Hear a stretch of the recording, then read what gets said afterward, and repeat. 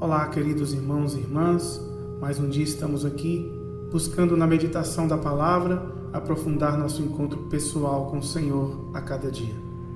Pela Léxio Divina, buscamos não apenas rezar com a palavra, mas deixar que ela nos transforme completamente, até nos tornarmos de fato uma carta de Deus, escrita não com tinta, mas com o Espírito Santo.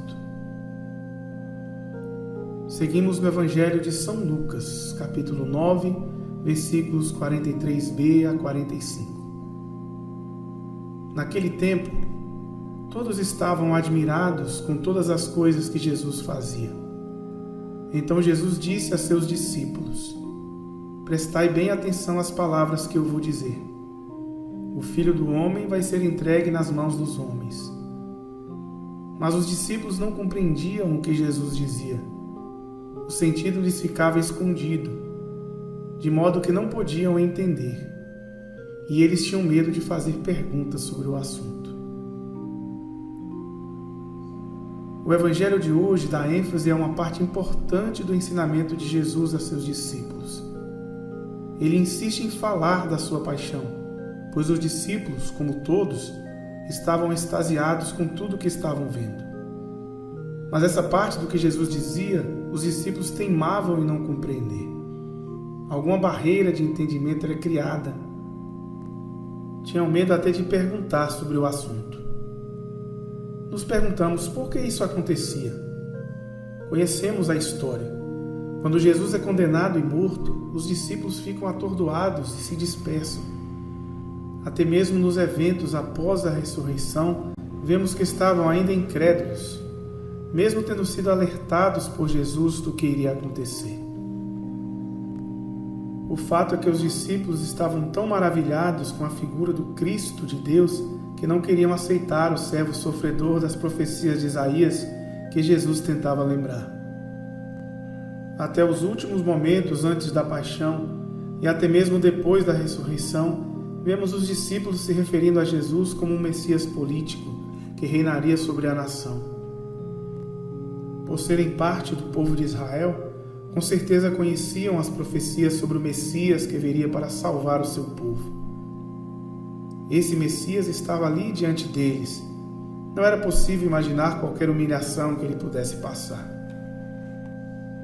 Pode ser até mesmo que Judas tenha entregado Jesus por ter certeza que nada aconteceria. Já o tinha visto acalmar tempestades, andar sobre as águas, multiplicar pães, ressuscitar mortos. O que poderia lhe acontecer? Ele era o Cristo de Deus, o libertador de Israel. Mas Jesus mostra que sua humilhação e sofrimento era parte do plano desde o início. O Catecismo da Igreja Católica nos ensina: numerosos judeus e mesmo alguns pagãos que partilhavam da sua presença reconheceram em Jesus os traços fundamentais do messiânico filho de Davi, prometido por Deus a Israel.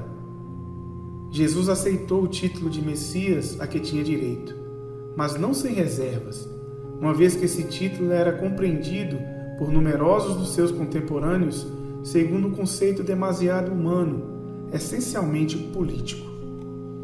Jesus aceitou a profissão de Pedro, que o reconhecia como Messias, anunciando a paixão próxima do Filho do Homem.